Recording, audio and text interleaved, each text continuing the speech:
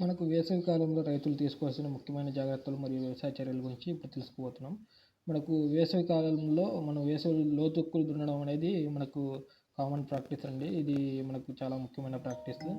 మనకు దీనిలో ఏంటంటే వేసవి దుక్కులు వాలుకు అడ్డంగా దున్నుకోవడం వల్ల మనకు ఏదైనా భూమిలో ప్యూపా దశలో ఉన్న చీడ పురుగులు కానీ అవి బయటికి వస్తాయి. దాన్ని తినడానికి మనకు పక్షులు అలా వచ్చి అవి తినేస్తుంటాయి. అలాగే కలుపు మొక్కలు ఇవి ఉంటాయి కదా, అవి కూడా వచ్చేసి తగ్గుతాయి అన్నమాట. మనకు సూక్ష్మజీవుల క్రియాశీలత మరియు నీటి నిల్వ సామర్థ్యం కూడా పెరుగుతుంది మనకు లోతు దుక్కులు చేయడం వల్ల. రెండోది వచ్చేసి నేల పరీక్ష అనేది మనకు చాలా ముఖ్యమైనది. దీని ద్వారా మనకు వచ్చేసి సాయిల్లో ఉండే ఆర్గానిక్ కార్బన్ పర్సంటేజ్ మరియు అంటే కర్బన శాతం మరియు వచ్చేసి దానిలో ఉన్న నత్రజని, భాస్వరం, పొటాషియం మరియు ఇతర పోషక లోపాలు ఏమైనా ఉన్నాయనేది మనం తెలుసుకోవచ్చు. మనకి ఏ విధంగా అయితే ఒక డాక్టర్ దగ్గరికి పోతే మనకు టెస్టులు చేసి ఈ ప్రాబ్లంలు ఉన్నాయి, ఈ విటమిన్ లోపం ఉంది మీకు, దానికి ఈ విధంగా చేసుకోండి అని ఎలా చెప్తారో అదేవిధంగా వచ్చేసి నేల పరీక్ష ద్వారా మనకు మన సాయిల్లో అంటే నేలలో వచ్చేసి ఏ ప్రాబ్లం ఉందనేది తెలుసుకొని దాన్ని మనం సరి చేసుకుంటే మనకు అధిక ఆదాయం పొందడానికి అవకాశం ఉంటుంది. మనకు పొలంలో వచ్చేసి 10 వేర్వేరు ప్రదేశాల నుండి వి ఆకారంలో 15 నుండి 20 సెంటీమీటర్లు అంటే 6 నుండి 8 అంగుళాల లోతు వరకు మట్టిని సేకరించి ఒక ప్రదేశంలో వేసుకోవాలి. అక్కడ వచ్చేసి మనకు 100 గ్రాముల చొప్పున సుమారు కిలో మట్టి నమూనాను శుభ్రమైన సంచిలో సేకరించి మీ సమీపంలో ఎక్కడైతే భూసార పరీక్ష కేంద్రం ఉంటుందో అక్కడ ఇవ్వాల్సి ఉంటుంది. కవర్పై మీ పేరు, ఫోన్ నెంబర్, సర్వే నెంబర్, గత పంట వివరాలు మొదలైనవి రాసిచ్చి వాళ్ళకు ఇవ్వాల్సి ఉంటుంది. దీని ద్వారా వచ్చేసి వాళ్ళు సాయిల్ హెల్త్ కార్డ్ అనేది ఒకటి ఇష్యూ చేస్తారు. దాని ద్వారా మనం సాయిల్ యొక్క పరిస్థితి అంటే మనం ఏ పంట వేయాలి, ఏం కథ అనేది కూడా దానిలో వాళ్ళు మెన్షన్ చేసి ఇస్తారు. ఇంకా మూడోది వచ్చేసి పచ్చిరొట్ట ఎరువులు అండి. మనకు పచ్చిరొట్ట ఎరువులు పూత దశలో నేలలో కలియదున్నితే సేంద్రియ పదార్థం అనేది మనకు పెరుగుతుంది. అదేవిధంగా నేలలో పోషకాల లభ్యత అనేది కూడా మెరుగుపడుతుంది. మనకు దీనికోసం వచ్చేసి జనుము అనేది మనకు 12 నుండి 16 కిలోలు ఎకరాకు, లేదా జీలుగా అయితే 10 నుండి 12 కిలోలు, పిల్లి పెసర అయితే పిల్లి పెసర లేదా మినుము వచ్చేసి 8 నుండి 10 కిలోలు ఎకరానికి విత్తుకొని కలియదున్నుకోవాల్సి ఉంటుంది. మనకు దీనివల్ల వచ్చేసి నేల సారం పెరుగుతుంది, కలుపు నియంత్రణ కూడా జరుగుతుంది. ఇది వాడడం వల్ల వచ్చేసి మనకు నేలలో పోషకాల లభ్యత కూడా బాగుంటుంది. కాబట్టి పచ్చిరొట్ట ఎరువులను వాడడం అనేది మనకు నేల ఆరోగ్యాన్ని పెంచడానికి కూడా ఉపయోగపడుతుంది, మన దిగుబడిని పెంచుకోవడానికి కూడా ఉపయోగపడుతుంది. అలాగే ప్రీ మాన్సూన్ డ్రై సోయింగ్ అనేది మనం చేయాల్సి ఉంటుంది. తొలకరి వర్షాలకు ముందు పొడి విత్తనం అనేది చల్లుకోవడం అనేది ఈ పద్ధతి అన్నమాట. మనకు ఋతుపవనాల కంటే ముందు పొలంలో తేమ లేనప్పుడు విత్తనాలను చల్లే ఒక వినూత్నమైన వ్యవసాయ పద్ధతి ఇది. విత్తనాలపై మట్టి పొరలు ఉండడం వల్ల వర్షం పడినప్పుడు అవి తడిసి మొలకెత్తుతాయి. నేల కోత తగ్గి మట్టిలోని తేమ నిల్వ ఉండి వర్షం పడగానే విత్తనాలు మొలకెత్తడం వల్ల పంటకాలం పెరుగుతుంది. మనకు ఈ ప్రీ మాన్సూన్ డ్రై సోయింగ్ అనేది మనకు ఏపీ సీఎన్ఎఫ్ వాళ్ళు కూడా మనకు విత్తనాలు తయారు చేసి ఇస్తుంటారండి. కాబట్టి మీరు మీ దగ్గరలోని ఏపీ సీఎన్ఎఫ్ ఐసీఆర్పీని సంప్రదిస్తే వాళ్ళు వచ్చేసి మీకు విత్తనాలు అవన్నీ సేకరించి మీతో వేపించడం కానీ మీకు సలహాలు ఇవ్వడం కానీ జరుగుతుంది. అదేవిధంగా ఐదోది వచ్చేసి మనకు గొర్రెలను ఆపడం. ఇది ఒక సాంప్రదాయమైన వ్యవసాయ పద్ధతి. ఇందులో గొర్రెల మందను ఖాళీ పొలంలో ఒక ప్రదేశంలో ఉంచుతారు.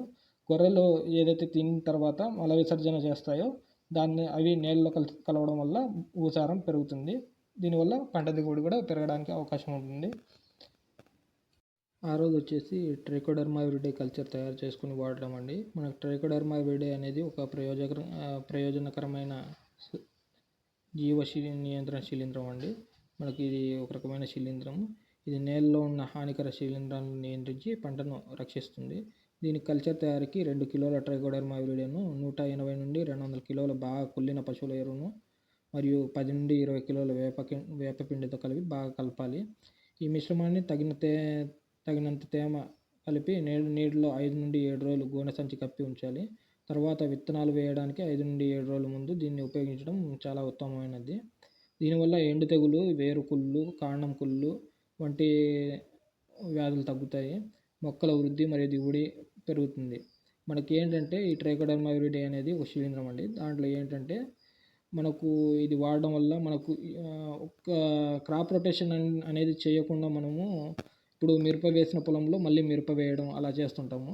దానివల్ల ఏంటంటే గతంలో ఉన్న తెగులు ఎండు తెగులు కానీ, వేరుకుళ్ళు తెగులు కానీ అవి వచ్చేసి వాటి స్పోర్స్ శిలీంధ్రాలు ఏదైతే ఉంటాయో అవి అలాగే నేలలో ఉండి తర్వాత వేసిన పంటని అటాక్ అవుతుంటాయి.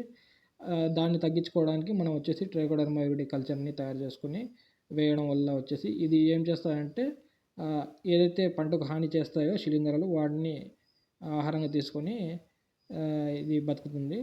కాబట్టి ఇది వాడడం వల్ల వచ్చేసి ఇది మొత్తం నేలలో స్ప్రెడ్ అవుతుంది. అదే కాకుండా ఇంకోటి ఏంటంటే ఇది నేల నుండి వచ్చే తెగుల్ని తట్టుకోవడమే ఇది తట్టుకునే మొక్కకు ఎంజైమ్లను విడుదల చేసి దాని అభివృద్ధి కూడా తోడ్పడుతుంది.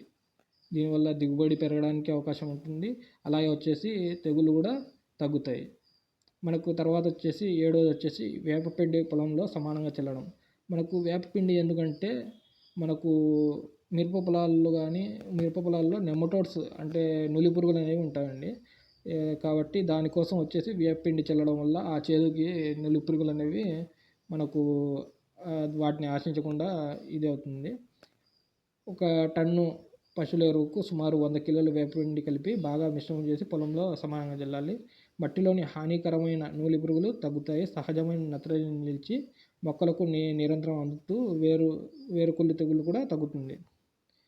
పశువుల ఎరువు ప్లస్ ఎనిమిదోది వచ్చేసి పశువుల ఎరువు plus trichoderma viride plus pseudomonas plus వేపపిండి దీని యొక్క కల్చర్ అండి.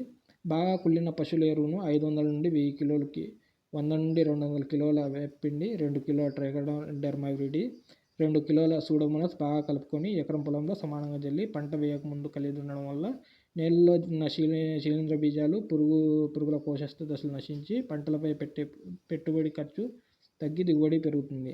ఇది సేమ్ వచ్చేసి మనకు ట్రైకోడర్మా విరిడి కల్చర్ లాగే ఇది వచ్చేసి ఏంటంటే దీనిలో సూడోమోనాస్ అనే సూక్ష్మజీవులను కూడా కలుపుతారండి. దీనివల్ల వచ్చేసి మనకు డబల్ బెనిఫిట్స్ అనేది ఉంటుంది. అలాగే సరిహద్దు పంటలు కంచె పంటలు వేసుకోవడం. కంచె పంటలుగా జొన్న, సజ్జలు పొలముల చుట్టూ 1-2 వరుసలుగా విత్తే ప్రధాన పంట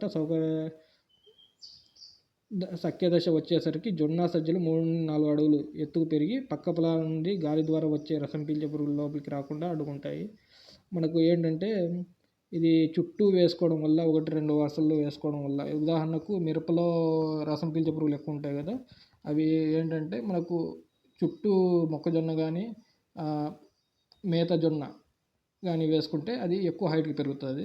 అప్పుడు ఏంటంటే ఒక పొలం నుండి ఇంకో పొలానికి రసం పీల్చే పురుగులు రాకుండా ఉంటాయి. అది ఒక కోటగోడలాగా మనకు పనిచేస్తుంది. అలాగే వచ్చేసి 10వది వచ్చేసి పంట అవశేషాల నిర్వహణ. మనకు పంట అవశేషాలను కాల్చకుండా నేలలో కలిగి ఉంటే నేల సారవంతంగా పెరుగుతుంది, సూక్ష్మజీవుల అభివృద్ధి చెందుతాయి, పర్యావరణ కాలుష్యం తగ్గుతుంది. 1 టన్ను పంట అవశేషాలు నుండి సగటు సుమారు 5-7 కిలోల నత్రజని, 1-2 కిలోల భాస్వరం, 15-20 కిలోల పొటాష్ లభిస్తుంది. మనకు పంట అవశేషాలు కాల్చడం వల్ల వచ్చేసి నేలలో ఉన్న సూక్ష్మజీవులు కూడా చనిపోతాయండి. మనకు దీనివల్ల వచ్చేసి మనకు ఆర్గానిక్ కార్బన్ అనేది కూడా తగ్గుతుంది. మనకు ఆర్గానిక్ కార్బన్ ఎప్పుడైతే తగ్గుతుందో మొక్కలకు కావాల్సిన ఎంజైమ్లు అవి అందక అవి వచ్చేసి వాటి దిగుబడి తగ్గడం అలాంటివి కూడా జరుగుతాయి. కాబట్టి పంట అవశేషాలను కాల్చకుండా వాటిని కలిగి ఉండాలి. ఈ కలిగి ఉండడంలో కూడా మనము డీకంపోజర్స్ వాడడము అలాంటివి చేస్తే మనకు తొందరగా కుళ్ళడానికి అవకాశం ఉంటుంది.